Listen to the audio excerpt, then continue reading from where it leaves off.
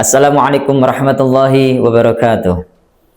Bismillahirrahmanirrahim. Alhamdulillahirabbil alamin. Nahmaduhu wa nasta'inuhu wa nastaghfiruh.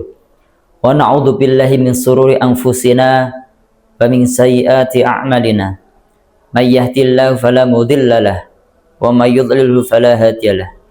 Asyhadu an la ilaha illallah wahdahu la syarika lahu wa asyhadu anna sayyidina Muhammadan abduhu wa rasuluh. Qala rabbi shrah li sadri wa yassir li amri wahlul 'uqdatam min lisani yafqahu qawli, amma ba'd.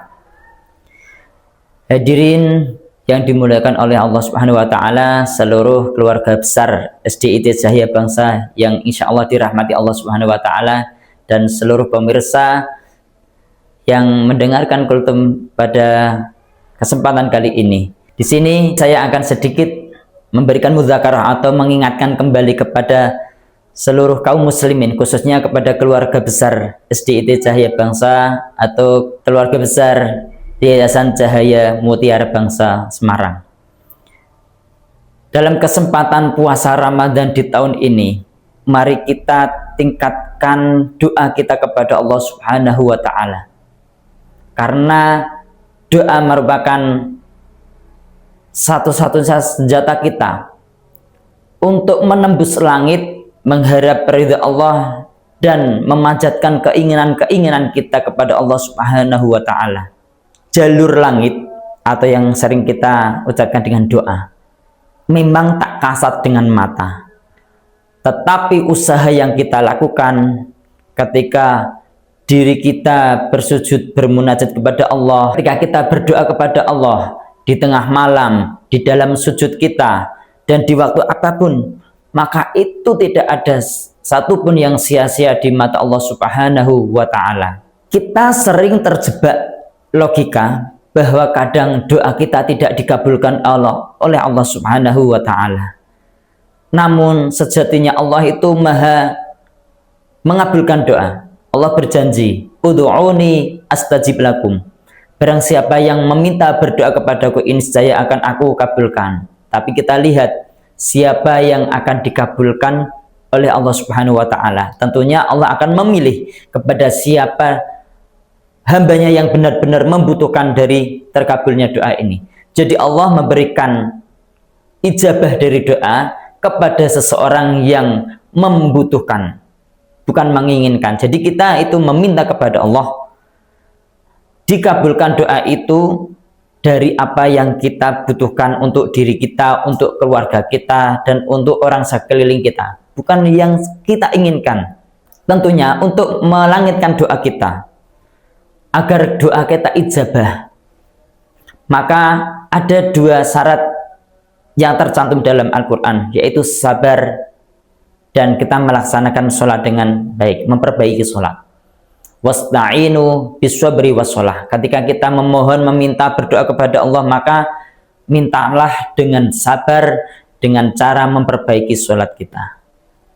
Maka ketika kita memanjatkan doa kepada Allah, niscaya Allah akan mengabulkan setiap keinginan yang kita panjatkan dalam setiap doa kita. Dalam salah satu ayat Allah berfirman, wa may yattaqillaha yaj'al lahu makhrajan wa yarzuqhu min haitsu la yahtasib. Barang siapa yang bertakwa kepada Allah, menjalankan semua perintah-perintah Allah, dan satu lagi meninggalkan semua yang dilarang oleh Allah Subhanahu wa taala. Jadi dua pasang ini menjadi dasar dari pengertian takwa kepada Allah. Tidak hanya menjalankan, tetapi harus bisa meninggalkan semua yang dilarang oleh Allah Subhanahu wa ta'ala.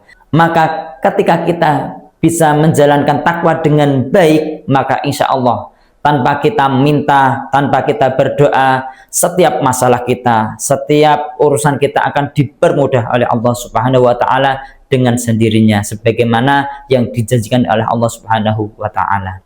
Ya ayyuhal hadirin rahimakumullah, maka dari itu kita sebagai orang yang beriman, jangan lelah berdoa, jangan lelah berusaha, karena Allah maha menepati janji terhadap hambanya yang benar-benar bertakwa dan meminta kepada Allah Subhanahu wa ta'ala.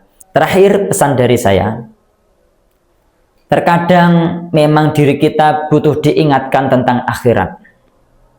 Dalam kesempatan Ramadan tahun ini, mari kita perbanyak diri kita untuk mencari mudzakarah, pengingat-pengingat tentang hal-hal akhirat.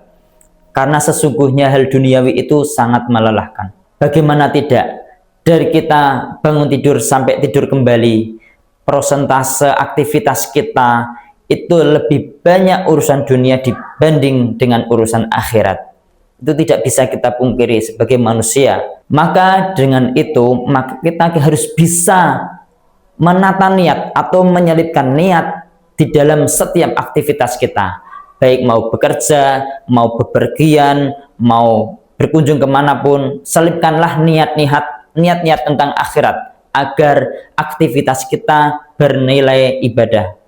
Mungkin sedikit yang bisa saya sampaikan. Semoga apa yang saya sampaikan ini bisa bermanfaat, khususnya untuk diri saya pribadi.